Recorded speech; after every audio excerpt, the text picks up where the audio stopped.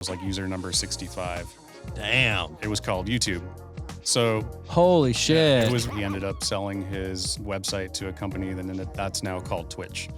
So got to kind of see. Fuck, dude, crazy, that's right? crazy. I kind of feel like this career is wild enough to where I get that natural adrenaline. Buzz, yeah. Not even kidding. Like the Scott Peterson thing happened in 2002 to 2003. What a crazy first. Super crazy. Like, fresh out of college, thrown to the meat grinder.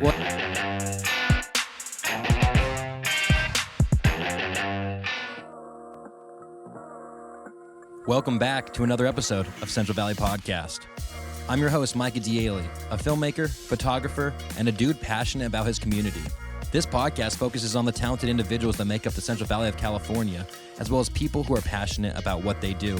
The Central Valley has gotten a bad rep, and we're here to change that. If you enjoy what we're doing, we kindly ask that you download each episode, subscribe to our YouTube, and leave a rating and review on whatever podcast app you're using. And once again, thanks for tuning into another episode of Central Valley Podcast.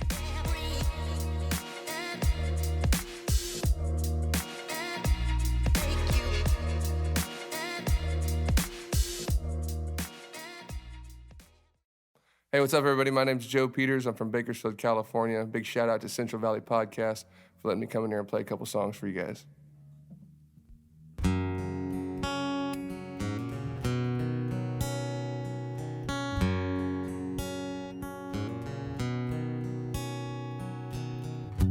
Lipstick led across the mirror this morning. Said goodbye, baby. You left without a warning. Like a thief in the night, you ran away with my heart. I can't believe my eyes must be a bad dream. You always said we had a good thing. Never once let on we were falling apart. That ain't no way to go.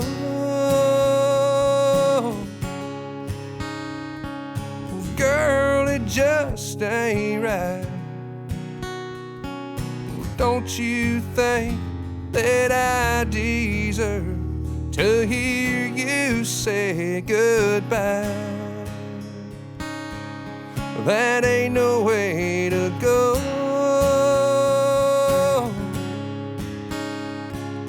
Was it all a lie?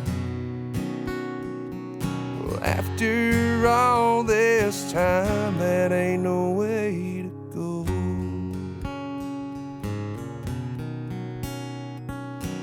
I'm getting nowhere, I'm tired of thinking. I guess I'd do a little wishful drinking. Make a whiskey wish upon a star.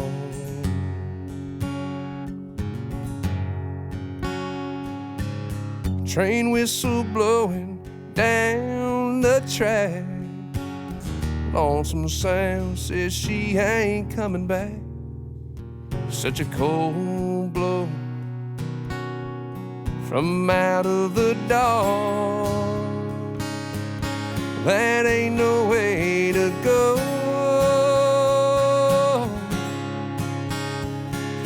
Girl, it just ain't right. Well, don't you think that I deserve to hear you say goodbye? That ain't no way to go.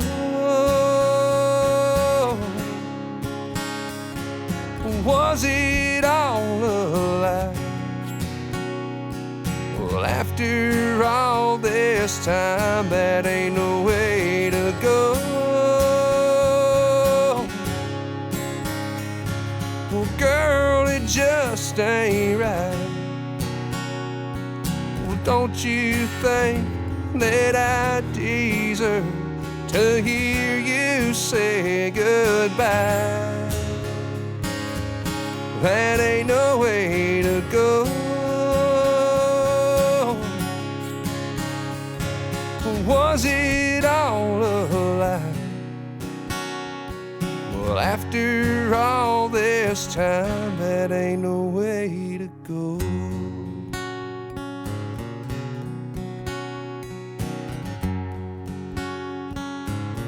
That ain't no way to go. Shout out Duffy, shout out Micah. This is it. Central Valley Podcast. Hey, big shout out Central Valley Podcast. You know I had to fuck with it. Hey, shout out Central Valley Podcast. Oh, cool. Yeah. But Carlos, thank you for coming. I truly appreciate it. For sure. And so I don't even know how we ended up kind of talking to each other. I think just through Instagram, right? Yeah. And then, so kind of explain to people what you do and basically that. Yeah. So, I mean, basically, I'm a journalist, just to put it simply. And I mean, I've been covering news up and down the valley for 20 years now. It's been a long, wild ride. I started, my first case was the Peterson case. Really? Yeah, like straight out of college. Dang. So did you go to school to be a journalist? I did. Yeah, well, not to be a journalist. Here's how that went down. I wanted to get into film production. So like when I was a kid, like I was sick all the time, right? Mhm. So I'd be like laid out on the couch, you know, like watching these like TBS reruns of, you know, like Monster Vision or something. Yeah, you know, like yeah. Godzilla and stuff like that. So I always had like this super interesting fascination with like special effects and miniatures and things like that. Yeah. So Especially back then. 'Cause Yeah, back then it was totally. like, I always think like, I always reference people to like the first Jurassic Park is like the coolest, like not coolest, but it's like, I still can't believe like that was like 20 or fucking more than that. 30 like, years. Yeah, It'll 30 be years. 30 years this year. Yeah, 30 years. And like, whenever I watch it, I'm like, this still looks good. Yeah. Like, this it still looks totally good. like stands up to the test of time Yeah, for sure. Yeah. So I wanted to get into a career where like I wanted, you know, I could do something visual, you know, Mhm. visual effects, things like that. Animation, stop motion, miniature building, whatever. So I started taking like video production classes in high school, and then in college I took like film production and TV classes. What was it? What was like video classes like back then? And what year is this from? You paint me a picture. So like I was in high school from 97 to 2001. I was Okay. class of 2001. And so like my first video production class was in 98. And so I learned how to edit like reel to reel tape. Yeah. You know, So like doing cuts by actually cutting stuff. Or no? So like just using two tapes and Uh-huh. then basically setting in and out points from one tape to record onto the Oh, other. okay, gotcha. But I really appreciated that because it gave me a sense of like how video worked as a system, and you know, like the concept of like video and audio tracks and things Mhm. like that. So that was really helpful for me. We were shooting on like crummy VHS cameras, like the school. The one that you would literally put a VHS in. Yeah, Right. yeah. That was like my family's first camera, and like we still have like, it's just so funny, like Yeah, like old wedding videos and stuff. It's just like start, stop, Exactly. stop, like home videos. Yep.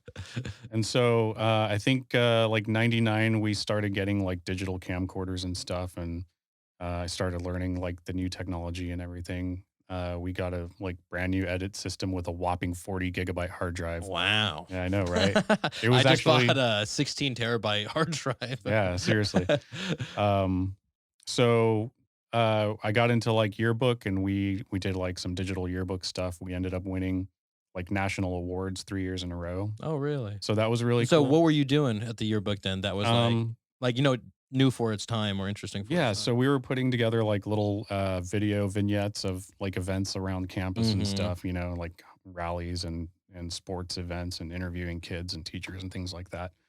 And we made an interactive CD-ROM. So you could take this disc and pop it into your computer, and it would, the interface looked like our, you know, the cover of the yearbook for that year. Mhm. And so for like, one of them I remember was like a hand, so you can click on each finger and it would bring up like a sub menu with a bunch of videos and Oh, stuff. So- gotcha. It's like a digital yearbook almost, right? But video version of it. So like Exactly. you want to, let's see sports or something. You Mhm. click on it, it'll take you to sports Exactly. montage or whatever. That's That's pretty exactly cool. what it For was. I mean, for way back, I mean, not way back, but you know what I mean? Like for early 2000s. It was way back then. I mean, we're talking like 35 years ago, man. Come on. yeah. So, you know, it was something really like new at the time. It was all flash based and stuff. So that was really neat, and it was getting attention. So I found out like this is something that I was really good at. So I wanted to get more creative. I started doing like short films and, and that grew into like 30-minute films. I did a 30-minute film my senior year. And like my teacher encouraged me, like, oh, why don't you like, if you want to do like something character based, why don't you make it more like location based? So I did a short film on like this. I made up this story of like this haunted auditorium at the school, and like I could have gotten so much trouble the way we shot it and stuff. Just like sneaking into like the auditorium, like in between classes and stuff. Just to get our shots and everything. But it was a lot of fun, and I had a good time like meeting new people and doing something creative. So. When I started college, I got into like film production classes and TV classes and stuff, and I ended up getting this job offer at a news company in Modesto that made a program called the Central Valley Report, and it was really cool. It was cable based, and in its prime, it was on 500,000 households Wow. on two cable companies, both Comcast and Charter. So it was really neat. We were doing a lot of stuff that was like The cable companies of the valley. yeah, seriously, right? So, um, it was something like we kind of helped Comcast build the roadmap for that. Like now, if someone were to try to get into that, it would be ridiculously expensive. So, I worked for this company. Like I met these people in high school. They actually came and did a story on the video production class my senior year. Um, and they kind of just followed me throughout college and stuff. And did you you went to college for like video production? Yeah. And got your degree and everything? yeah, so MJC had a really good like film and TV program at the time. Students could get like hands-on experience with equipment like day one. So that was really cool. I remember some students would like leave to San Francisco or Los Angeles, and then they would come back the next semester and they're like, we didn't touch anything at all. Like this program is way better. So that was really cool. When I was done with the programs there, I ended up becoming like an advisor for the program. So that was really cool. And then they ended up like cutting out the program altogether. So that was a big, unfortunate mess. So, Yeah, it is. when I was done with college, George and Ellen, which were the owners of the company, And they technically was that Central Valley TV? Or it's it was called something else. Okay. It was called the parent company was called Quality Video Service, but the product they made was called Central Valley Report. Okay, gotcha. And so they hired me in 2005. I'd already been interning with them off and on. Like the Scott Peterson thing happened in 2002 to 2003. What a crazy first. Super crazy. Like fresh out of college, thrown in the meat grinder. Well, and then it's so crazy to think how like national news that was, you know what I mean? Yeah. And like, we're like, that's like, for you especially, like, this is where I live. Like, yeah, like 20 something years later, here we are still dealing with it, right? Yeah, exactly. So, I remember like driving by the house. I had this like janky my full-time job. I was working at Circuit City at the time. I was a substitute teacher for a long time, and so I would substitute and then do like photo video stuff. Oh, cool. Yeah. So I would get like little bargain deals on digital cameras and stuff, right? Yeah. So I had this little janky Sony floppy disk camera that I would take like 4 photos. And I remember like going around and snapping these digital photos of, like things related to the Peterson case at the time, like going to the house and seeing like the front yard covered in like teddy bears and stuff, and search parties, and Yeah, dude. the command post at the DoubleTree Hotel, and then the courthouse was all blocked off for a long time when everybody came to like broadcast the trial and everything. So just all those events. And then George and Ellen kind of like formally offered me a full-time job in 2005. And I figured, well, like I could take this job and do the news thing Monday through Friday and then use the equipment to shoot my own short films on the weekends, right? So I could still be creative if I wanted to. Yeah. And I think 2 weeks into the job, like I kind of got bit by the news bug, and I was like, oh, this is it. And like, You like this? I'm going to do this for the rest of my life. Seriously. So, I found out I was really good at covering like, emergency situations and the hard news and stuff. So like, crime and natural disasters, Mhm. wildfires, house fires, things like that, hazmat situations. I got to know a bunch of people in like public service, and I really appreciated that. That was really good. Getting to know like fire captains, fire chiefs, Mhm.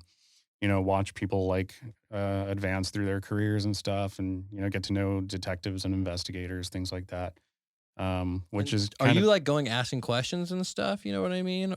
Or So what they'll do is they'll have like a designated Mhm. spokesperson come out and kind of like present information to journalists and the press and stuff. So um, we get to ask questions, and if there's information that they get to that they can release, then Mhm. they will. Otherwise, they just kind of hold it until their investigation gets a little further. But lots of big cases in the area over the years for sure. Yeah.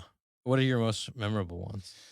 Um, Unfortunately, because like I mean, they're probably all bad yeah, a lot of shit, them but are really bad. well, let's go When down memory lane. yeah, when friends and family come to town and they're like, "Oh, let's go for a drive around town," "Oh, there was this house fire here, this homicide there," Yeah. Like that's all you because you like do all the news, so it's like Yeah. that's probably what sticks with you too. Yeah, but like I do get to do like some cool assignments over the years. Like I've interviewed like George Lucas, for Oh, example, so that was really? kind of cool. It was super awkward, but he was really cool.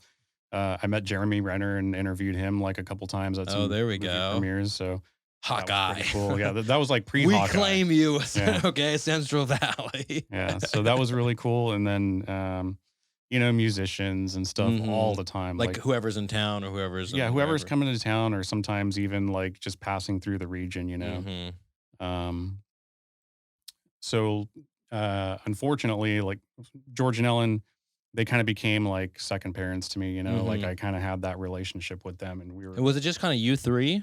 so it was us three, and then we would have like a couple of salespeople that would do the advertising and the business side But of like as things. far So as like the in terms of production, it was just yeah. us three. Yeah. We were Damn. doing news. So we would have a show on at 6:30, 10, and 11, and then In the morning? in the evening. Okay, So gotcha.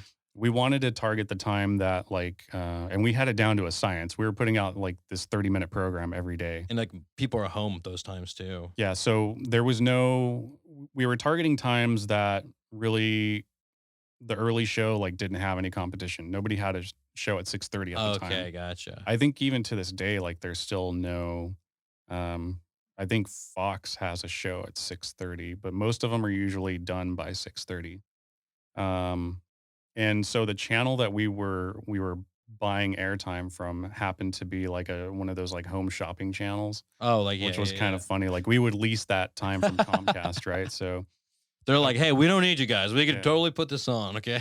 occasionally we would get like some hate phone calls from Grandma Jenny or something saying And we like, got a caller. yeah, she would be like, I was about to score some awesome deal on these opal earrings. Yeah, the QVC type Yeah, stuff. You know that what I kind of mean? Like, stuff. exactly, Yeah. right? So, no, it was a great experience. Like, I remember like we wanted to, I mean, social media was barely taken Oh, off at that was time. barely even a thing. Yeah. So MySpace, like I saw the value in social media when MySpace came around, and we built an audience like really, really fast. MySpace was a shit, man. I miss it. Yeah. So we did I'm did sure I wouldn't something. use it, but I like the idea of it. I mean, it's still around today. It's never too late. Yeah. So we did this thing. It was kind of an experiment where we would pick two of our like social media friends, and we'd take them on this like travel show within 100 miles of the Hmm. valley, and we would like go to like a place to eat and show them like something to do, and then we would throw in like a hotel sponsor. So Mhm. that was super successful. I think we did like 12 episodes of that. And then I And since you wanted, guys were running it, you guys were like, gotta choose, make up different segments, and kind yeah. of. I mean, we had total creative control over Yeah. everything. We just had to like basically follow like broadcast guidelines. So Mhm. like, no profanity, no obscenities, things like Mhm. that. Like it's not like Central Valley Podcast. Fuck every other word. Um, we we really wanted to kind of like showcase more of what we were doing, kind of I guess exclusively, Yeah. and so I was looking for a way to share video digitally online, and MySpace kind of had like this video system Mhm. set up.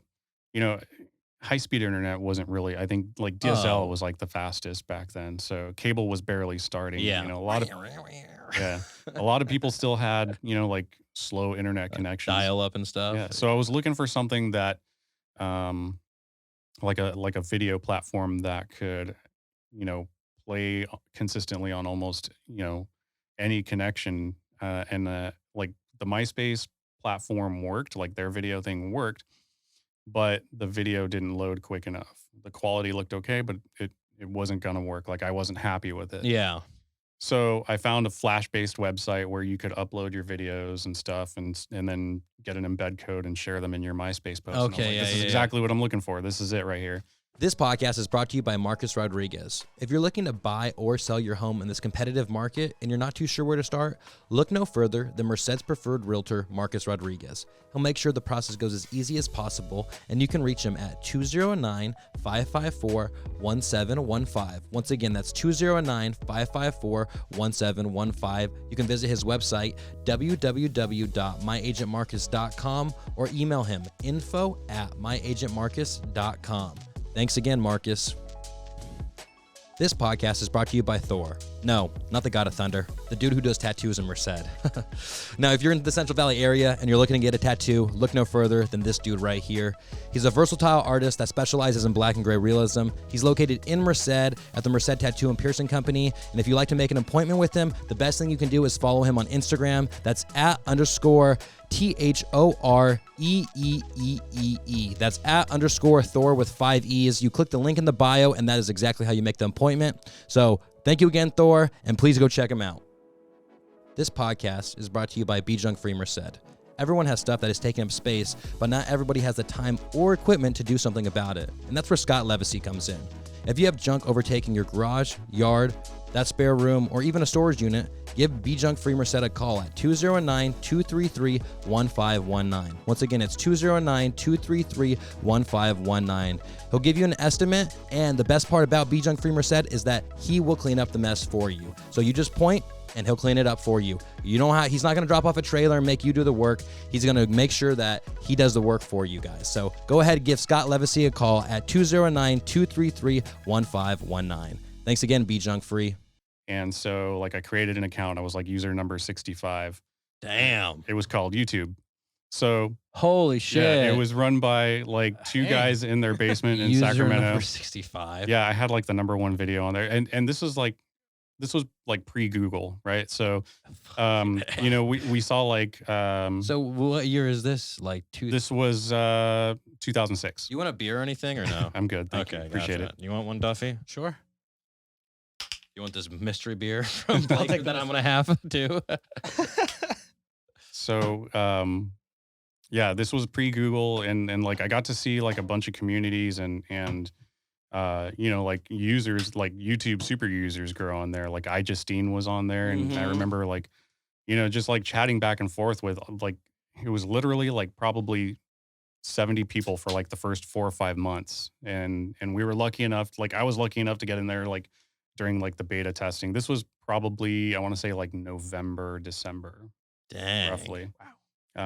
This site called YouTube. Isn't that crazy to think about it's now? wild. Yeah. I mean, if I had stuck with it and learned the science, you know, like I'd probably be a millionaire by now, you know? So that was really cool. And then cider, huh? Yep. I was not expecting that. I was like, this is a beer. Like, this is going to be a hazy beer. And I was like, oh, this is a cider. Sorry. Nice. It's all good. So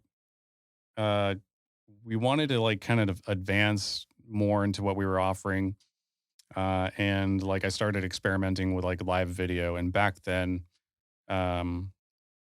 live video meant hooking my camera into a laptop with a little like USB dongle for like Verizon or AT&T or whoever. Yeah. And streaming video that way. And I remember like the first time I did it, I had like literally a desktop computer. So like this tower with a CRT monitor and this big giant like external battery in the back of my SUV. And I remember calling my boss, Ellen, on the phone. And I was like, hey, log on to our website right now. Tell me what you see. I was parked at 99 in Kansas Avenue in Modesto. Had my camera set up overlooking Highway 99. The best highway in the world, she's you guys. not going to kill you at all. Yeah. It's not like super the Death safe Star. from Atwater to Merced, you guys. Very Don't worry well about put together. Yeah. So she logs onto the website and she's like, I see Highway 99, but it says live. And I was like, yeah, I'm here right now. She's like, how are you doing this? So I kind of explained it to her, how it all worked. And it literally worked for like 4 minutes before the battery died. But I knew it was something. Like I was onto it's something. a start of something. Yeah. Yeah.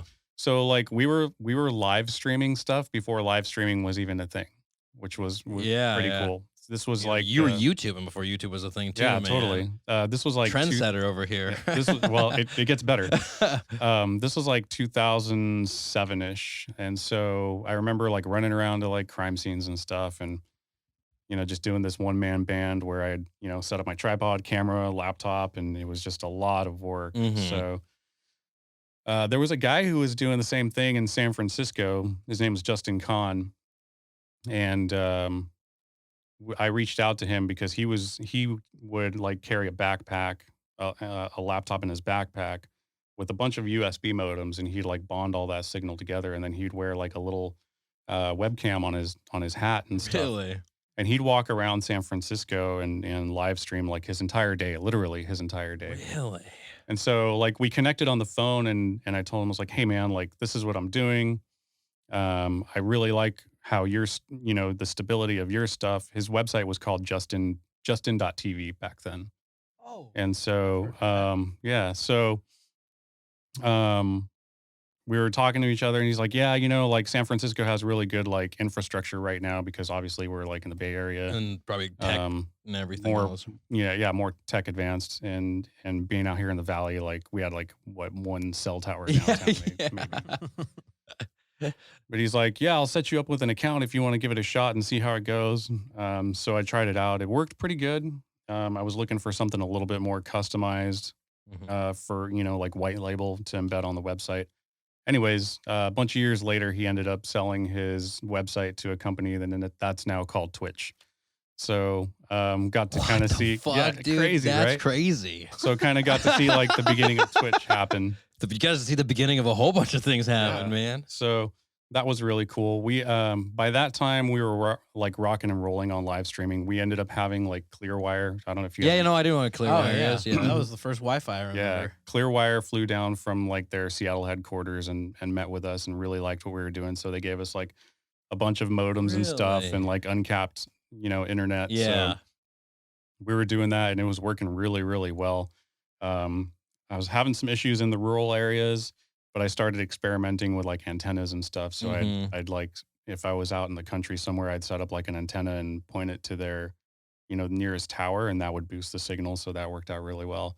And basically they would just, take feedback from me, but that worked really well. I mean, Clear, they went out of business, they kind of disbanded and sold all their like Mhm. frequencies and infrastructure and stuff. A lot of those guys, like I know some of them went to work for like Comcast and Verizon and stuff. So, but those were like really crazy times, just kind of seeing all that stuff develop. Yeah, that is And- wild. Like even to this day, like I still do field testing for some tech companies. Like I made a partnership with this company down in Irvine called Teradek, and I've kind of been with them since like day one. But they make these little cellular transmitters that just mount onto your camera, and they're about the size of like a pocketbook. And they basically take a broadcast signal and convert it into a cellular feed where you can Really? literally like transmit that signal anywhere in the world. So at broadcast quality. Yeah, So, yeah. it's been a good relationship, just kind of field testing for these companies. It's Uh-huh. been a lot of fun. Like And seeing- just slowly meeting people just because like you're interested in like the same Totally. things, basically. yeah. That's cool. And then so when did Central Valley TV get born? Yeah. So George, he was a cancer survivor, and he ended up developing cancer again in 2009. He lost his fight with cancer in 9 months. And so his wife, like it was really hard on all of us. Like things were really uncertain, around that time on how we were going to proceed. I kind of feel like we were, like if we would have had this company like today, like we would have been booming. Mm-hmm. I kind of feel like we were way too advanced for You ahead of your time, basically. Yeah, totally.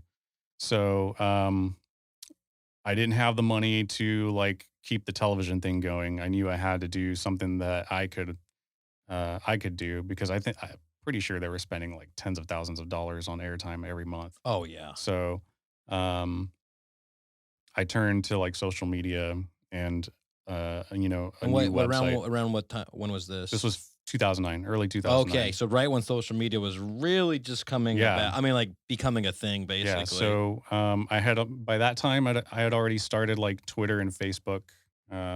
Roughly, yeah. I had a pretty decent following on Twitter,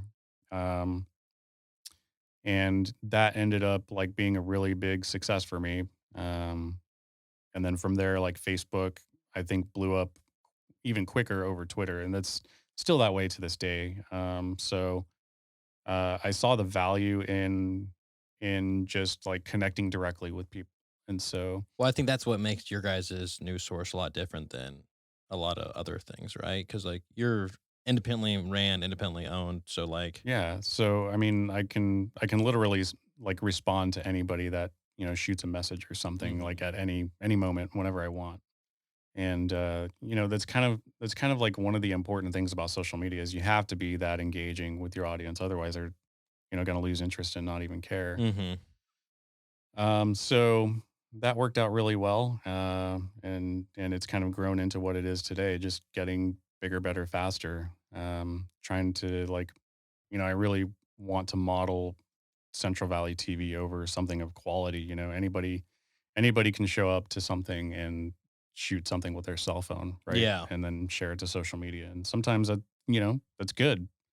But like for me, I kind of want to provide my audience something a little bit more value, More value, more more quality. professional. Yeah, exactly. And I think that's kind of what stands out too, because like there's other sites and stuff like that it's just phone videos or other people's phone videos, and stuff like that, and it's just kind of like that's like it's not news though. You know what I mean? Like I feel Yeah. like it's more like, hey, there's a car on fire, or hey, like the most random shit. You know what I mean? Yeah. And there's a whole bunch of Instagram sites like that. You know what I mean? And I feel like, and that you're not just an Instagram site. You know what I mean? But that's how I found you, was through Instagram. And what I noticed was like, oh, like it's cool. This is like an independently ran thing, but it's like you're saying. What I noticed about it was like, oh, but it's high quality. But like they're going to these scenes, and so what's it?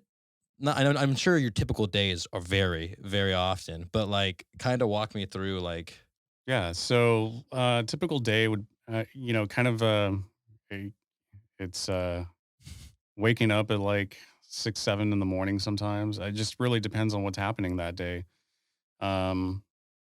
And just kind of seeing what's happening in the area. Like I have my radios on all the time. and so you have police radios? Is that what it is? Yeah, I have them everywhere. Like I'm surprised I don't have one with me now. Yeah, yeah. But like in my car, I don't know if you saw the antennas. Yeah, so yeah, I like saw all those the antennas, yeah. like I have one radio for each county. So Wow. like Merced, Stanislaus, San Joaquin. I have one for like Cal Fire and then one for Highway Patrol. Dang, so you're like, Yeah. So especially like during wildfire season, I get like really busy. But like I have all those radios on like all the time. And if I hear something that's like I would consider newsworthy, or I can like I feel it can develop into something newsworthy, like I'm gone. you're gone and going. Yeah. So that's kind of how it works for me. I get all my leads are coming in at the same time as like emergency people Yeah. getting them. I'll wake up in the morning and just kind of see what everybody else is doing. Sometimes I'll have a follow up from the night before. And then I also do like, work for like other stations too. Mhm. So like I've worked for like Fox, Univision. Right now I'm doing work for like NBC Universal and Telemundo. Oh, really? So like I'll jump in a editorial meeting with them at like 9:45. It's usually like 9:45 to like 10:05 in the morning. Just to let them know, like, hey, I have this, from the night. This happened overnight. Are you almost stuff like an that. independent contractor where they like get like? Yeah, so like I have like basically like it's basically like an hourly employee is what Yeah. it would be. So I get a deposit every 2 weeks, and then they get like I literally give them Footage? all the content. Yeah, so you like give them, and then they can create their own news story about it or whatever. Yeah, so they'll have another reporter or somebody like front Yeah. that on their end, which is good. Or sometimes they'll send one out to work with me, like Uh-huh. if they need like safety in numbers, right? So If it's something crime related or something, we'll partner up together, and then I'll help the reporter like gather elements, and then the reporter will edit the video, and then I'll do the live broadcast for them. Like the reporter will stand up in front of the camera. Okay, and then it's do live their thing. broadcast. And so now, what is it that's so for your live broadcast? So what's on your camera nowadays that? So for like the NBC Universal Telemundo stuff, like their transmitters are all backpack based, and so like, and it'll literally tap into any of their like stations globally or within their network, which is really cool. It's literally like I guess the easiest way to describe it would be a small portable like Windows based machine with 8 SIM cards built into it. Oh wow, Yeah, it's a that is instantaneously being yeah, transferred, and it to- only has like maybe like a 2-second delay, so it's pretty impressive.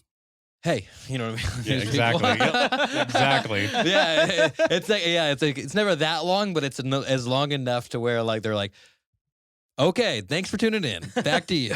So sometimes the reason it takes a little bit longer is because in some areas there's like not the best signal, right? Or even like satellite when it's like all the way across the world, like that's yeah, you know, yeah. like war zone stuff, like that takes a long time for that to go up into space and then back to the United States. So that's really what that is just the amount of time and the delay. Which is like if all we're complaining about is a couple of seconds, I think we got things figured out, guys. Yeah. It's pretty impressive, like what technology can do. It's probably these been days. cool for you because you've seen it like progress, like you're saying, basically from literally tapes to digital to, you know what I mean? Oh, totally. I remember the day I switched from like no longer shooting on tapes. I was scared to death. I was like, oh my God, like what am I gonna do? Like how am I gonna like save all this stuff? Like I felt so comfortable. Because you have it. It's a tangible it's there, item. it's physical, yeah. right? And I knew like I had a system on like how to archive everything and keep it. And then I ended up buying this camera and I was like, well, like I have to like modernize because this, like this is the new thing. Like I had this like digital hard drive that would attach to the back of my camera and record to that and then literally just connect it to my laptop and edit right there. And you're like, oh, I kind of get it. Yeah. But I was like scared to death. I was like, what if the hard drive dies or something? yeah. What am I going to do? And that's what I still think about my stuff. Yeah, totally. So, I mean, it's still possible, but it's super stable now. Now it is. It works really, really well. So now I couldn't even imagine going back to tape like ever. Yeah. That's wild. That's wild. And then so Central Valley TV's, it's you and then one other person as well? Me and Gabby. And Gabby's actually, like, she's done some pretty amazing stuff. Like, in the crazy story, we met at a fire in Stockton. She's a Stockton native. And, like, we became, like, best friends. Like, from there on. She had, like, the drive and the interest in news and stuff. And I was, like, super grumpy, like, I was doing work for Univision at the time, and I was covering this. It was like a old hotel that was burning down, and I had worked a homicide like late the night before, and so I go to this fire, and I'm getting video, and I send it to the station, and I'm waiting for 5 o'clock to roll around because they wanted some live video from the fire. So I took a power nap inside of the truck, and then I hear a knock on my window, and I'm like, what the hell, like. Who's waking me up? At first I thought it was like, a cop or my supervisor. Can't sleep here. Yeah, exactly. And then I see her standing there. I was like, this chick like really had the nerve to like wake me up. So I was kind of like, I remember I rolled down the window. She's like, oh, hey, I'm a journalism student. I was just wondering if I could ask you a couple of questions. I was like, whatever, sure. But like we kind of got to know each other and like we became best friends. And then, saw her like passion and drive and stuff. And it just like grew from there. Like we formed this like really awesome relationship. There was, we started covering like civil unrest in the Bay Area from, police shooting deaths and things like that, and BLM movements and stuff. And she was like super fearless, right? Like I remember one night we were in Berkeley and people were like shutting down the highway. There was like hundreds of people on the highway, and the cops started shooting rubber bullets, and like she's like right there, like right in the front, like getting video, like where everything's going down. I was like, oh shit, she's a real deal. Yeah. So we started doing like wildfires together and stuff. Like I remember this, and she kind of like, she'll tell you this too, but like, we went to this wildfire near Lake Berryessa one year, and we ended up getting trapped for like an hour in this like, I don't know, there's like a little hiking trail with a bunch of other firefighters, and the weather had shifted. It was like sunset, and so the weather had shifted and blown the fire across this creek to where we were, and it was just like raging across the highway. So we had no way to get out, and these firefighters were just sitting there. We're like, well, shit, like if this is our time, like at least we did, Yeah. what we enjoyed doing, but we just sat and waited it out and stuff. So, we were good enough to make it out of that. Yeah.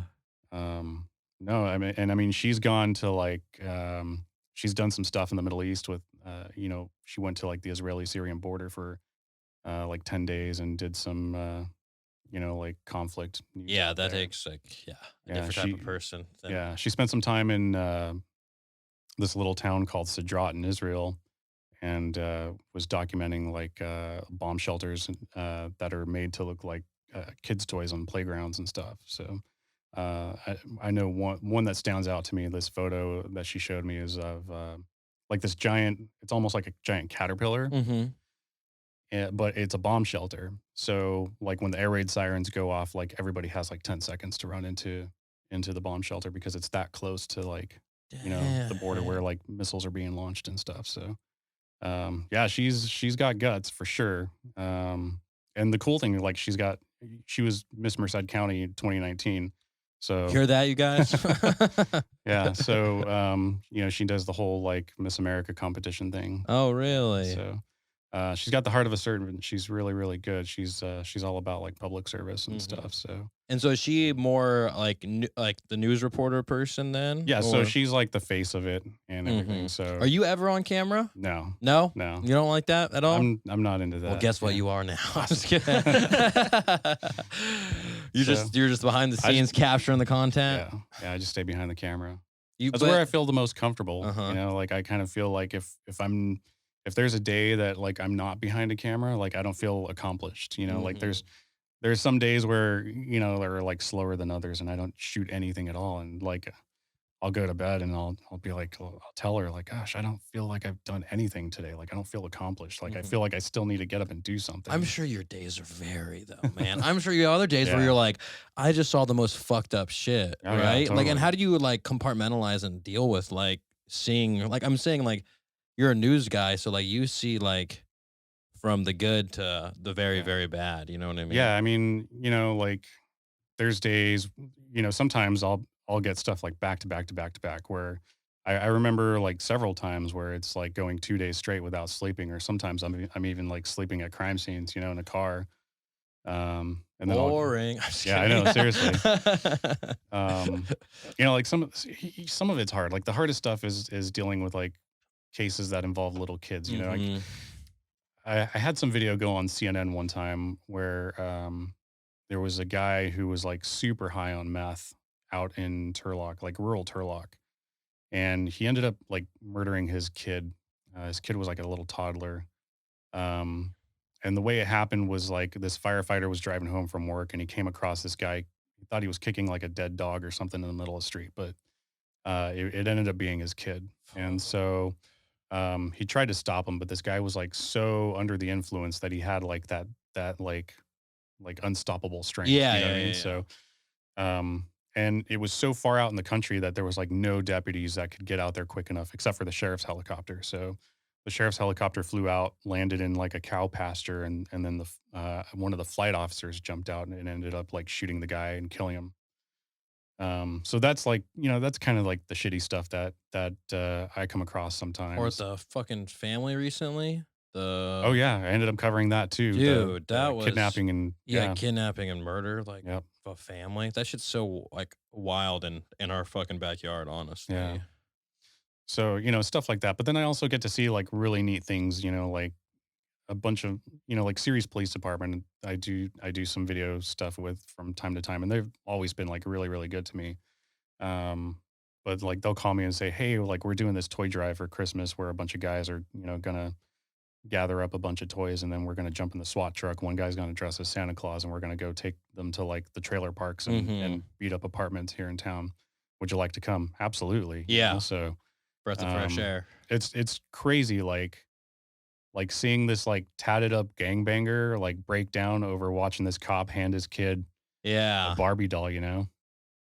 It's pretty special. Yeah, that's awesome. Yeah, that's very yeah. And I actually helped out on a toy drive. My buddy, or his Instagram name is Liquor Store Videos, but he puts on a toy drive, and like his Instagram accounts is like, basically, like, some people get mad at him because they think that he's making fun of homeless people and stuff. But like, he actually like talks to homeless people. He'll let them get like free stuff in his store and stuff like that. And like I don't know, like, it may seem like he's kind of messing with them, but he also actually treats them like a person compared to everybody else who walks right past him and doesn't say anything. Totally. You know what I mean? And so it's like one of those things. But he puts on a toy drive for like the past couple of years he has, and like it's over on 12th Street in Merced. Basically, he works, or he owns a Chevron right there. But it's like I went out and filmed it this past year, and it's just cool because it's like I'm talking like hundreds of people came to get toys, and he got like over like 600 toys like out of his own pocket and stuff like that. You know what I mean? So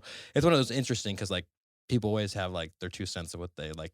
If you post a video that somebody doesn't like or whatever, I'm like, yeah, but at the end of the day, like, people do things for the community, and like that's what shows to me more than like, I don't know, other things. You know what I mean? Yeah, totally. I totally understand that. Yeah, definitely. Mm-hmm.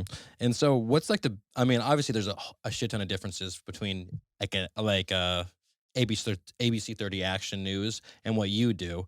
But like when you go back to, and you're producing your own content, are you editing your own content and everything? So we shoot and edit and do everything ourselves. And a lot of times, like, this podcast is brought to you by Blaker Brewing, the official beer of the podcast.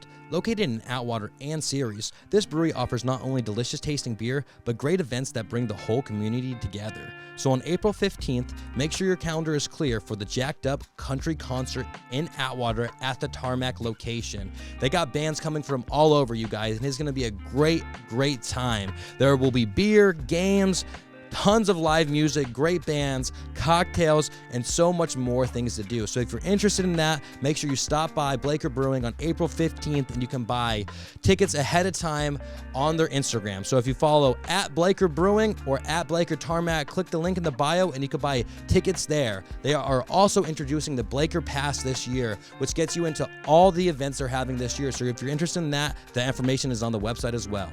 Thanks again, Blaker. This podcast is brought to you by Crybaby Wine. Proudly located in Fresno, Crybaby Wine offers you your favorite delicious tasting wines like Chardonnay, Cabernet, and everything in between. Not only do they offer these great tasting wines, but they also have a delicious de-alcoholized CBD wine. Infused with CBD and CBG, these wines help reduce anxiety and alleviate stress. You can find their products at crybabywine.com, and if you live in Fresno County, you'll receive free delivery. Once again, you can check them out at crybabywine.com. And for 10% off your order, you guys, type in CVP at checkout. That's coupon code CVP, aka Central Valley Podcast, to receive 10% off your Crybaby wine. Thanks again, Crybaby. This podcast is brought to you by Juno Coffee, brewed right here in the Central Valley of California. Nothing beats fresh brewed coffee, but their specialty instant coffee is the delicious alternative for those on the go, whether you're climbing, parenting, or just out there being rad. I've had so many instant coffees, and this is the only instant coffee that even comes close to a fresh brewed cup of coffee. They also have delicious bean coffee as well if you're interested in that. Now, you can find their products at drinkjunocoffee.com. Once again, that's drinkjunocoffee.com. And make sure you follow them on Instagram. It's at drinkjuno. Once again, it's at drinkjuno. And if you are in the Sacramento area, make sure you check out their cafe location inside the Pipeworks Climbing Gym. Once again, they actually do have a location inside the Pipeworks Climbing Gym in Sacramento. Thanks again, Juno Coffee. You know, it could happen on the go. So, you know, if I want to get something out quick, like I can literally sit there, like the car has like high-speed internet and stuff built into it. So what do you use to edit on? Premiere Pro? Yeah. Dope. Yeah. So actually, like the guy that I replaced for George and Ellen was hired by Apple to help write Final Cut Pro. Really? Back in the day, yeah. So And because of that, I never used it. I'm just kidding. so I did like all these connections, man. Yeah, I know, it's so crazy. wild. the first edit software I used was Avid. It was I forgot what it was called, but it was made by Avid, and it was just Look it up, Duff. yeah. Avid editing software. Like the same people that made Pro Tools. Yep, same company. Yeah. I can't remember what the software was called. It doesn't even exist anymore. Like Avid exists as a company, but it wasn't Media Composer. It was something else. It was like Avid Movie Studio or something. Like Movie Maker, like back Something then, like you that. know what I Yeah, mean? Like- something very watered down for consumers. Yeah, exactly. So I started off with that, and then I jumped into Premiere. So like the software back then was like so expensive when we were in. For Premiere? Yeah. Back then it was like you would buy Premiere Pro, download it into your computer, right? And then you bought it though, right? Yeah, and that was it. You bought like that year's Yeah. worth of software, like that release. Because now it's just the monthly subscription. Yeah, now it's subscription based, and it's like super affordable now. But Yeah. I mean, back then, like, like Premiere could have run you anywhere from like $1,200 to $2,000. Damn. Well, especially because it's like that was Yeah. top of the line back then. I mean, it still is very good, but you know what I mean? But back then it's like So back in college, like we had one guy. would you all share it? Well, here's how it would go down. He would do I was like- like, that's what I do. He would do like BitTorrents or something, right? And find like a cracked version. yeah. Like a serial hack, and Oh, it was man. like a drug deal in class, right? He'd be like passing out these DVDs from his backpack.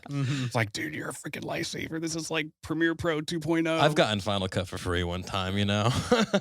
Yeah, so that dude came in clutch for sure. yeah. And that's how it was like throughout college because we couldn't afford that stuff. And then I don't remember- blame you guys. Fucking Yeah. $1,200, and back then $1,200. Yeah, and that was That's just, like $5 million now. I'm Totally, just kidding with exactly. the inflation. So, I mean, once I started doing this as a career and making money and stuff, like I could afford these kind of things, or sometimes even get like, sometimes the manufacturers would send out, like a demo or something, and that would be really nice. But I mean, with the subscription thing, it's super affordable now. Mm-hmm. And then, so when you go through all this news that you capture, what do you look for to post on? Not look for, but like, how do you go through about filtering? Like, I captured a whole bunch of stuff today. What do I actually want to put on our site compared to like whatever you give, other people and stuff? Mostly, it's got to be like something newsworthy that I know. Like, I've got like my own guidelines. Like I don't like to cover suicides. I don't do any of that. Like drug overdoses and things like that. That's kind of like off the table too. Although like yesterday I was doing stuff with Telemundo. We were shooting this documentary on fentanyl that's going to air statewide. I think at the end of the month. Which we like. I understand the importance of it, but like it happens so much that like it's and it's very personal sometimes too. Like families don't want this kind of information out there. Yeah. So I kind of stay away from those things. But if it's anything that affects the public at whole, like that stuff will get shared. Like major car crashes, wildfires, homicide situations. Bank robberies, things like that. It's become very like public safety focused, and I think that's kind of like what I have to credit the success to. It's just kind of like staying in this niche category. So things have been really, really good for me. I can't really complain. It's been an adventure, like for sure. Like I don't consider. So I mean, when you look me up on LinkedIn or something, like my title, I just put adventurer. Like I don't. Yeah. I should probably take it a little bit more serious, but no, I consider it like it's been an adventure for sure. And so many different random through the years, and like seeing like from literally like new stuff to like technology to like freaking running into fucking Twitch and YouTube and MySpace. You know what I mean? It's totally. like such like a wild like up and down roller coaster of a. Absolutely, it has been, yeah, and just it's so unpredictable. Like this career, like I could be covering like the doom and gloom one day, and the next day hey, you want to go to the Super Bowl and cover some sports stuff? Go to an A's game? Yeah, okay, sure, why not? That's cool. Yeah. That's honestly why I like video and stuff like that. Like I do more like commercial work or stuff for like businesses or people, but like whenever I was getting into it, everybody was like, "You have to niche down. You have to niche down or niche." Which one is it? Either or. Yeah, but he has to niche down, and something that I never did was I never niche down. But I honestly love it because like yesterday was like I really realized it. Like I went to go to the Weed Nuns or Sisters of the Valley, did a video for them, then picked up like a 120 round drum magazine of like a gun that I'm doing like product photography on, and then like an engagement shoot, and then like you know what I mean. Like I love that every single day it's something different, and like that's probably something that like you too, like every day you're covering something that's different, and you don't know what you're gonna like get into, and it's just a cool. I don't know. I appreciate it because it's like. And then like I shot like this construction company the other day, like you know what I mean. And it's like I'm always doing something different and some different job, but it's always like it's cool because it's never the same. You know what I mean? Like yours is like, yeah, maybe you have it down to like a routine, but like you never know what you're gonna cover until for you it's probably like is it like not anxiety, but like almost like you're like, oh, what's gonna happen next? Yeah, You know what I totally. mean? You know, sometimes like you kind of when you've been in the industry so long, you kind of develop what's called a news gut. Like you can almost predict. Like the other night, Gabby and I covered a couple of homicides in Stockton, and she was doing some stuff in Stockton for an event that she's doing, and she was coming home, and she's literally when she got home, I told her, I was like, oh, there's a homicide in Stockton, and she's like, I knew it was going to happen. Like I felt like something was going to happen. So you kind of develop this instinct, like when things have been quiet for a while or something, like you kind of anticipate something. Yeah. Or if something has happened, you kind of like anticipate the side effects of that event, So Instead of listening to music, do you just listen to your radios? So yeah, it's kind It's of like your podcast. like riding in my car would be like super weird because I have like all my radios on. I'll have some music streaming, and then if I'm not listening, overload of totally, sounds. But it's weird because like I learned to tune stuff out and pick up on little keywords or sounds, and that's where my attention shifts. So like I could be listening to a podcast or something and hear like a dispatch or a tone or something, and then it's like my mind is instantly into that feed over Totally. there, dude. Yep. That's wild. That's even like subconsciously, like in my sleep, like the night Ranil Singh was killed in Newman, like Gabby woke me up and she's like, oh, this officer just got shot in Newman, and we were like out the door on that case. So it's things like that, like subconsciously we'll pick those things up, and we're like hitting the ground running. And it doesn't matter like what time of day it is, like 2-3 in the morning, we're out the door. So you just sleep when you can, kind of? Like yeah, sometimes like I'll take power naps here and there. Like I don't do coffee, which people are like, oh, really? How do you survive? Oh, well, so that's me. Yeah. Like I'm not a coffee person. I'm more of like I do like lemonades and things like that. That's my drink of choice. But not caffeine, really? Not really caffeine, no. If you were to drink caffeine, do you ever drink it or no? Like I for think tea maybe or something? Not really. Yeah, I think the most caffeine I would do is probably like, I don't know, it's like Mountain Dew or something. Oh, like a soda, yeah, like a soda or something yeah. like that. Yeah, but Yeah, kind of random. Yeah. yeah, I because guess like a soda. you would almost think like you'd be like, all right, like got something, like I'm gonna go get caffeine and then go do it. Yeah. But it probably helps you for not having like the up and downs if your schedule's kind of all over. You know what? I think I kind of feel like this career is wild enough to where I get that natural buzz. Yeah, Not even kidding. Yeah. No, like, I bet you. Yeah, it's literally like we'll get home from something like a crime scene or something. Or you just and amped almost sometimes. Totally. Like I can't sleep. It's like when you watch a fight, dude. Like sometimes when I'm watching fights, I can't sit still. I'm just like literally up and going, and then I'm like shadow boxing. Yeah. Or you just can't I can't calm down afterwards. And I'm like, oh my, like suspense for me. Like if I watch any scary movie, I have the worst anxiety, and like I just literally will walk around and I won't shut the fuck up, and I'll ruin it for everybody. But like that's it. If you're gonna watch a scary movie with me, that's what I do. Okay. The girl dies at the end. yeah, exactly. So besides all this news stuff, where you usually do work on documentaries and stuff. Yeah. So like the news business has changed so much since I've started. Like it's not the same industry it was like 20 years ago or even 10 years ago. You know, like it's like not ever changing almost. totally. Cycles. It's like, not like a business that I would like. A lot of people don't really go into it to make money anymore. They go into it because they have a passion for it. So like I've had to learn to like diversify an income stream, right? So like on top of news and stuff, like I'm doing okay. Like news is doing, like I've done it long enough that I know how to make it work for me. Mm-hmm. So, but on top of that, like it's kind of like you know, like production and stuff. Yeah, You know, like yeah. product photography, things like that. Yeah, Like, there's things that make me my income really is the photography, videography aspect of it. The podcast and anything fun I do is like, yeah, I mean, there might be some income from it, but it's not my my main source. You know what I yeah, mean? people have asked like, hey, when are you going to start charging like subscriptions and stuff? It's like, no, like the news, I'll never charge for news. Never. Mhm. Like I feel that like news should be free for everybody. If you know, if you have a kid in a school and that school goes on lockdown for some reason, you shouldn't have to pay a monthly subscription No. fee to figure out what's going on at your kid's Mhm. school. You know, that's been like my, you know, that's been my little promise to myself, like my entire career, you know? So like I do have a plan to do subscription stuff, but it's going to be for things like outside of news, you know, like Yeah, yeah. bonus content, Mhm. like, you know, Almost like they have or like everybody has the whatever. It's like you can subscribe for extra content. exactly. Basically. Yeah. So you're still going to produce the news and everything like that, It's but going to be called Only News. we have only podcasts as well. So, you know, like I've learned, I've built a lot of like contacts and networks, like, you know, like I mentioned to you earlier, like I've started doing stuff for A&E on the side, which has been really, really fun.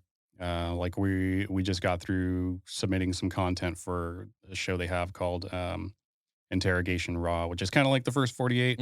But it's mostly like homicide detectives interrogating suspects. It's like that, just that process itself. Um, Gabby's been on like Investigation Discovery. She's done some things with them on this show called Betrayed. It's kind of like interesting, you know, like homicide cases, things like that. And then I've done like, you know, like product photography and videography. Like I used to do like video for footwear companies like Altama, Magnum, you know, like tactical shoes and things Yeah, like yeah, that. yeah. So that was really fun. You know, just different things like that. And then film production, like the last feature film I did was this comedy with Erik Griffin like 2 years ago. It's like streaming everywhere.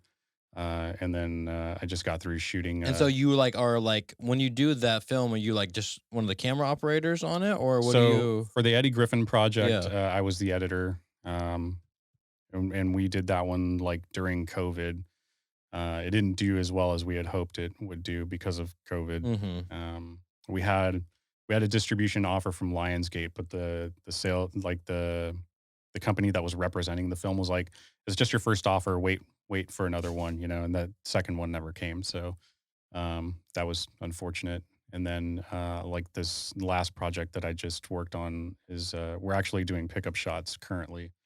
It's like an 80s style horror film, like a Oh, slasher film. really? Yeah. So it's actually with a high school buddy of mine. Shout out to Paul Ragsdale. Uh-huh. Um, he's kind of developed this really interesting following in that realm, you know, like the 80s horror film, genre. And his camera guy, like his main camera guy, kind of backed out at the last minute, who's a mutual friend of ours. We all went to college together. And I decided to help him. Like, you know, I didn't want him to not get this project Yeah. done. So I was like, hey, I'll shoot this for you, help you out with whatever you need. And so he's actually like, you know, he's kind of developed this interesting like system where he gets his following. Like he has like Ginger Lynn, who is really big in like the 80s, as you know, like in the adult world. She's one of the actresses in the movie. And then he's got like a couple of other people he's done like slasher films with that have their own following. Oh, gotcha. Like little, not like mini cult followings, kind of. yeah, You know what I mean? Like, So he kind of puts this package together and brings all these followings together to kind of generate this buzz around his movies and stuff. And he's got like three films on streaming on like Tubi and other channels like that. Yeah. So and then like I'll also do like documentaries and stuff on like cold cases and things. Like I did one with a family from Waterford, and we premiered that documentary at the State Theater. And that one, are you editing it and everything too? I shot and edited that one. Yeah, because honestly, I love documentary stuff. Like that's one thing that like whenever somebody's like has like a story or they want to tell something, like I absolutely love like helping somebody paint their picture. You know what I mean? Totally. Because it's like they don't even know how to explain it to you, you know what I mean? But they're like trying to, and then like I loved like doing the interview sections with people, and like people always are like or like you know what I mean? I love asking them the questions, and then like I love just cutting it up and like making it like so like not sound like they're like you know what I mean? You just help them tell the story in a way more like clear and concise way. You know what I mean? Yeah. That's been one of our commitments for me and Gabby. Like, we kind of you know, promised each other that like we have to become this like voice for the voiceless people, like or people that, we have the following. We just want to use our like skills and stuff to do good with it. And so like we kind of decided that like if these people aren't aren't worth waking up for in the middle of the night, we're in the wrong business, So that's kind of our promise to each other that's kept us going. The documentaries are really, really fun to do. Because we get to be a little bit more creative. Yeah, it's for different sure. from like the daily news grind. So we really want to do more this year. Yeah, dude, I love documentaries. If you ever need any help, bro, let me Sweet. know. I love doing stuff like that. You're hired.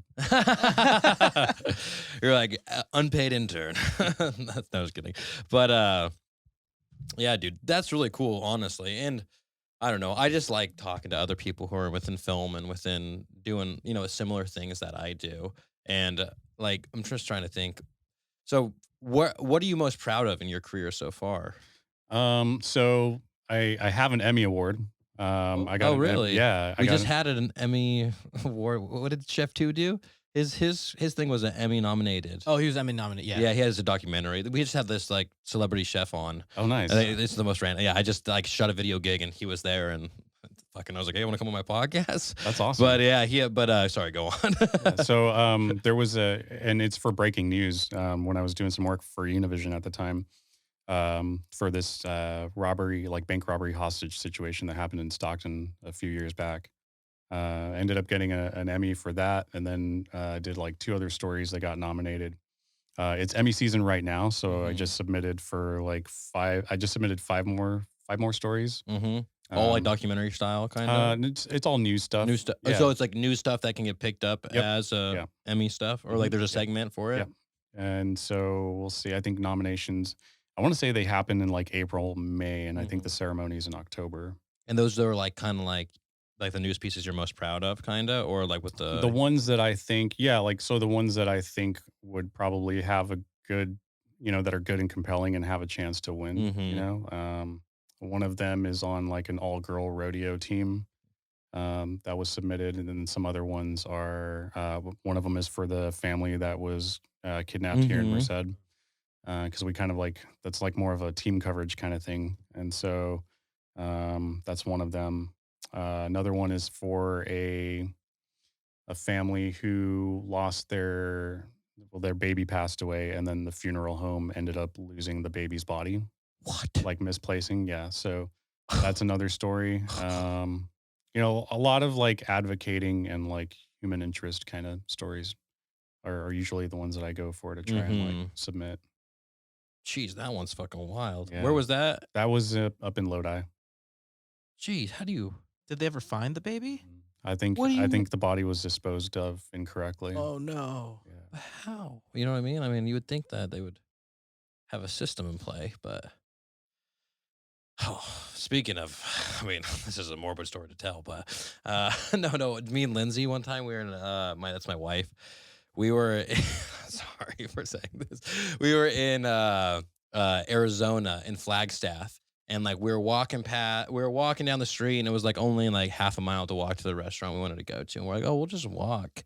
And we're walking, and then me and her are like, oh man, it smells like fucking like roadkill. What the fuck is that smell? And we walk past. It's fucking a morgue right next to us, though. Gosh. And then we're like, we had to run for like a quarter mile to get out of the smell of it. But like it was just like I was like dry heaving because like I wasn't ready for what the fuck the actual smell was, though.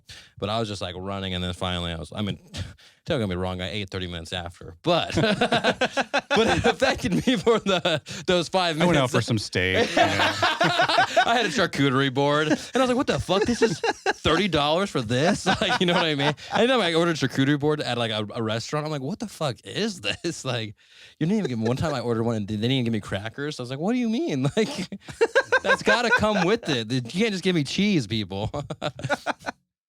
Yeah, got the surprise dish tonight. Yeah. The surprise dish came early that night. Oh man, that's wild. And so every day is different for you. You know what I mean? And then, so like, where do you find time to edit, or just wherever you can, kind of? Yeah, a lot of it sometimes is on the go, like in the car. You know, Yeah. like in the vehicle. Like this one, I have a laptop stand installed, so like I could literally edit my video and upload it while I'm driving to the next scene. Because you have internet and everything too. Yeah. And then do you just post most of your stuff just on your website, or Most of it goes to the website. I mean, like I use social media like YouTube. I use that to host all the videos. So and then you post the snippets and stuff on Instagram Yep. and anything else like Yeah. that? yeah, it's I kind of learned like Instagram is becoming more video centric, so I've been taking advantage of that. way more. And then Reels too. Reels are like ridiculous right now. This podcast is brought to you by Conour Manufacturing Incorporated. They are a local family-owned and operated machine shop that services the Central Valley and beyond. They specialize in complex parts using the state-of-the-art manufacturing processes.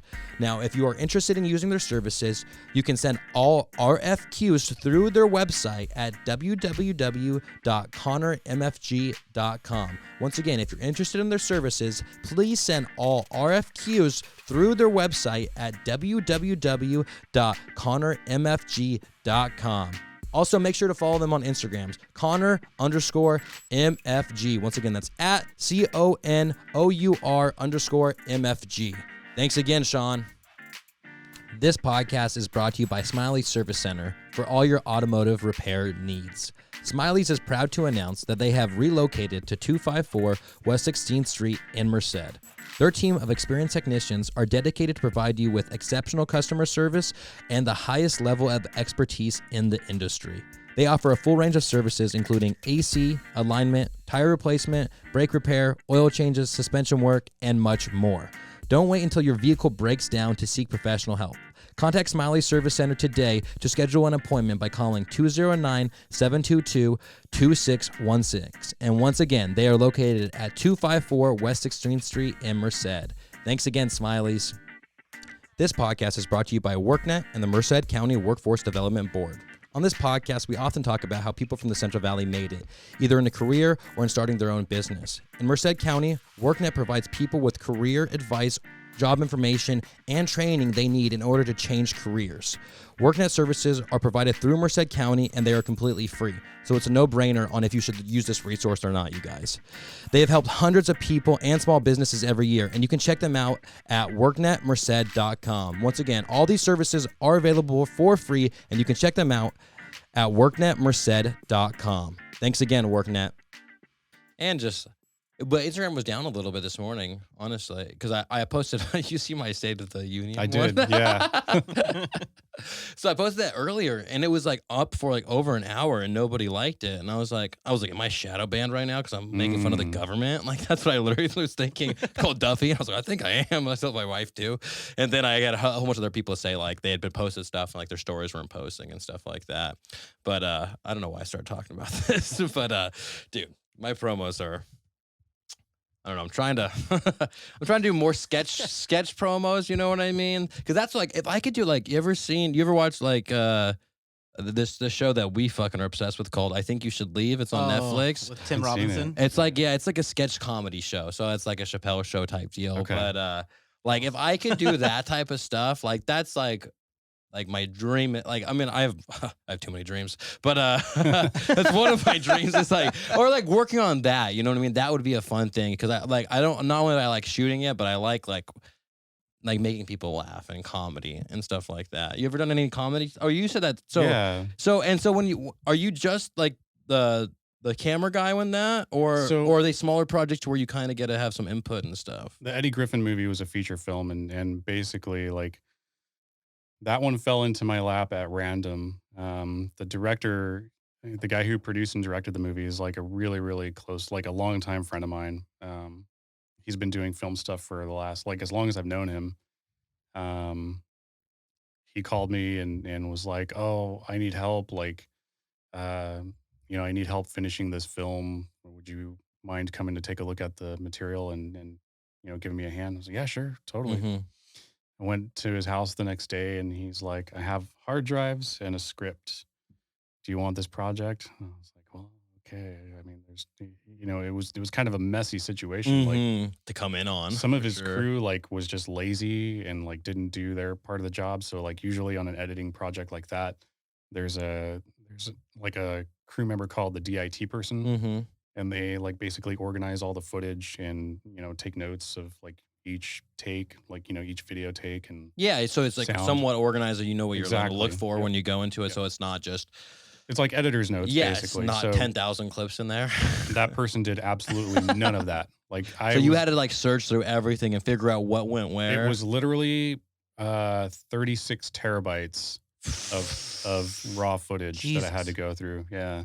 So And then you're slowly putting the story together based on the script. Based on and the you're script. like kind of it took 6 months. It was a because they don't 6-month film project. movies like front to Yeah, no, starting to end. You're just like fucking dealing with and then different angles and stuff too. Yeah, yeah. Oh my gosh! But that was during the pandemic, you said. That was right at the beginning of COVID. So were you like pandemic project? Here I come. Pretty I mean, much, you know what I mean. When it was some side money that really helped during like a really hard time. So Mhm. for everybody, like, and then the neat thing that came out of that was like we learned, like, I know Comcast put out a study in 2021 saying like their like streaming numbers were measured at like 400% of what they normally were Oh yeah, I imagine during that year, and Mhm.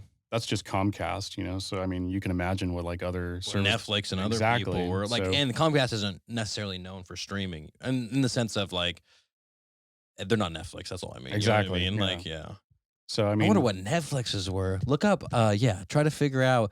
Put whatever. I don't know. Yeah, Netflix streaming. I'm sure it's ridiculous. People really had nothing else to do at that time. Just staying 16 home. million new signups. That's insane. Yeah, that's wild. Yeah, consuming. I mean, if you think about that, like, 8 times 16, if you're paying like $8 a month, Yeah, and 16 million, that's insane. I mean, there's reasons that they have their own like studio now. movies and yeah, and everything. Yeah, in the beginning I was like, how are they even affording everything if everybody's sharing their passwords? And then I'm like, well, even if everyone are sharing their, well, now they're getting on to people, but even if people are sharing their passwords, it's still so many users paying $18 a month or whatever it is. Yeah, Like yeah. they have, That's a lot. yeah, that's Companies like that and like Disney are raking well, and in then money. Netflix is so interesting because I remember when Netflix first came around, or like with it was the DVD rental. You know Mhm, what I mean? yeah. Like, it was a blockbuster, and it's crazy that like they were so ahead of it with the streaming compared to everybody else. Honestly, Yeah. because everyone was like, no one's gonna pay $15 a month to watch some movies. You know what I Yeah. mean? That's all people do now, That's especially it. like people my age. Like I don't know anybody that actually has like cable or dish. You know what I mean? Like my parents do, but sorry, mom or dad. But like the way me, him, and 3 or 4 of our other buddies all share YouTube TV, and like we're paying like $15 a month for Yeah, it. You that's know what amazing. I mean? It's like, yeah, it's fucking, and it is cable. You know what I mean? Basically, but Yeah, I think I stopped paying for cable service in like the late, probably like 2009. Everything for me has just been like streaming since then. mm-hmm. Yeah, I really don't, I'm not going to tune into granted, I don't have a lot of time. So, Yeah. I'm not going to tune into something, like, watch a chef chop a salad at like 2 a.m. Yeah. Something like that. Yeah. I just got into this random show called Chef. I think it's called Chef versus the Wild. It's basically like, you ever watch Alone or no? Probably not. You got to watch the show Alone though. It's my shit. It's like people get dropped off into you might like it. Oh, I know what you're talking And about. everyone Yeah, yeah. films Yep, themselves, yep. and they're completely alone, and then they have a radio they can call if they want to Yeah. give up, basically. But that show is awesome. This is like the chef version of it. I mean, it's totally like there's a survivalist and a chef, and they only have to survive 4 days together, and then at the end of it, they cook off. But they gather all their ingredients and stuff. But I don't know why. I've been talking about the show far too long. I don't like it that much, but like I literally tell too mmany people about this.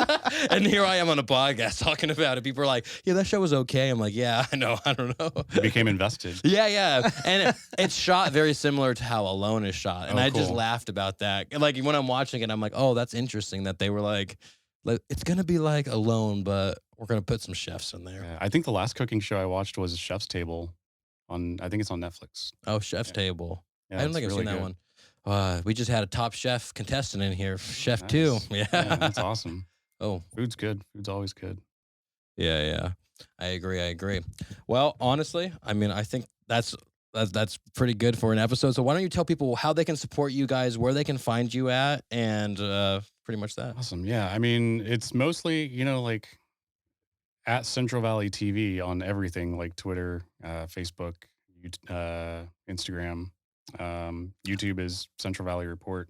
Mm-hmm. The website is centralvalleytv.net, and that's where, they can find it. When I was doing some research I was typing Central Valley TV on YouTube, and like you guys pop up, but also what pops up is it was like this other thing called Central Valley TV, and I'm like, what is this? And it's like a high school in Pennsylvania called Central Valley, and they have like their news announcements Central Valley TV. Yeah. But like I literally I was going to research you, and then I was like far too invested into this random school, and I was like but it's like, it's so funny because like you would think that I was like, oh, this must be like 10 years old. No, it was like fucking it was like 10 hours ago updated.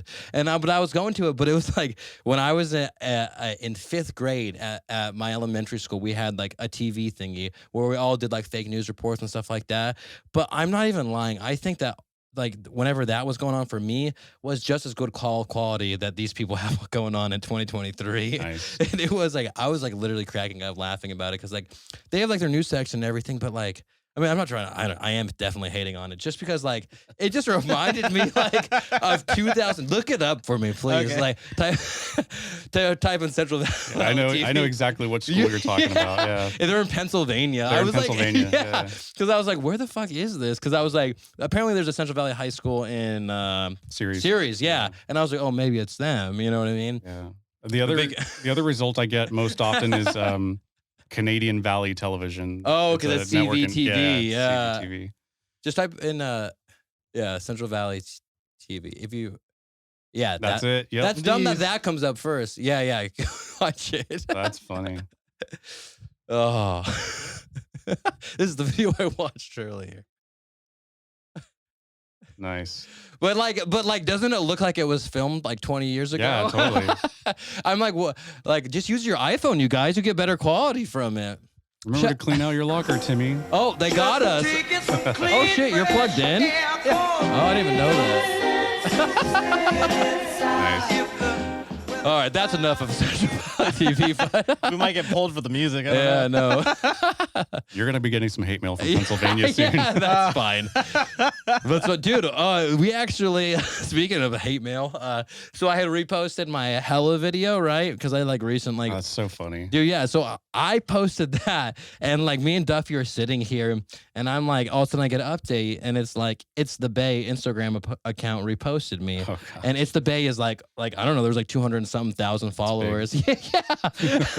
And they were like, they're pretty much like at Central Valley Podcast says Hella is from the Central Valley. What y'all think about this, basically?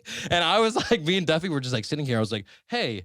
I didn't even know how to take it because I was like, hey, they like reposted this, and like at first we were like, what the fuck, and then I was like, hey, whatever, any media is good media. Everyone thinks this is a podcast that that's bigger now or whatever. And people, dude, the comments are so funny. The comments were like, bro looks like a snitch, or like, and then it was like, what other? I can pull them up. Right Someone now. was like, honestly, they can have this because they have to wake up every day knowing that they live in the Central Valley. Like the comments were honestly so funny, but. For some reason or another, the guy took it down only after like 20 minutes. And I think he might have thought I was talking about the valley as in LA Valley. Oh. You know what I mean? Yeah, like San Fernando Valley. Yeah, because that's what, when people say the valley in California, that's what at least what LA people or the Bay people think of. They don't think of Central Valley. I'm like, hey, I'm just trying to make people know that we exist, okay, you Yeah, guys? totally. Yeah. Yeah. It's going to turn into an episode of Mean Tweets. Yeah, exactly. No, yeah. But you guys, thank you so much, Carlos. I appreciate it. Yeah, for sure. Appreciate you coming on. Thanks for having tune me. into Central Valley TV, you guys. If you go back 5 minutes to hear everywhere it's at. But thank you again, man. I truly appreciate it. All righty. Boom.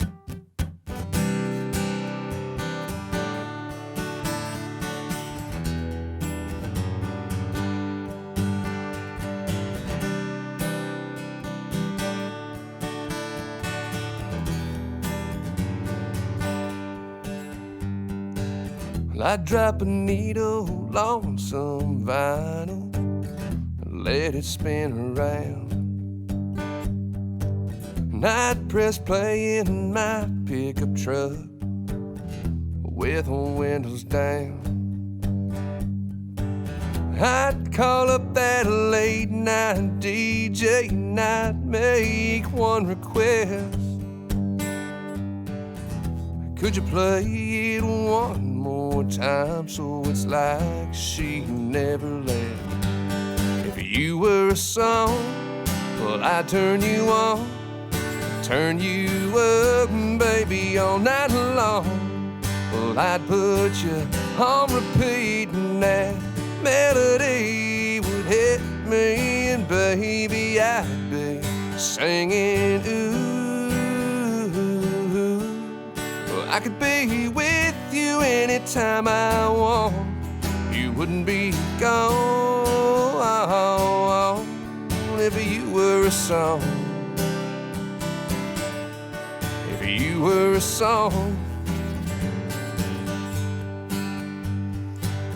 When I'm sitting all alone, pouring whiskey in a highball glass, instead of sipping and missing you, baby, I'd put them speakers on blast. If you were a song, well, I'd turn you on, I'd turn you up, baby, all night long. Well, I'd put you on repeat and that melody would hit me, and baby, I'd be singing, ooh. I could be with you anytime I want. You wouldn't be gone if you were a song. If you were a song, singing, ooh, you'd be saying, baby, I'm still in love with you. Or, ooh. You were a song, well, I'd turn you on, I'd turn you up, baby, all night long. Well, I'd put you on repeat and that melody would hit me, and baby, I'd be singing, ooh. Well, I could be with you anytime I want. You wouldn't be gone if you were a song. If you were a song, singing, ooh, if you were a song.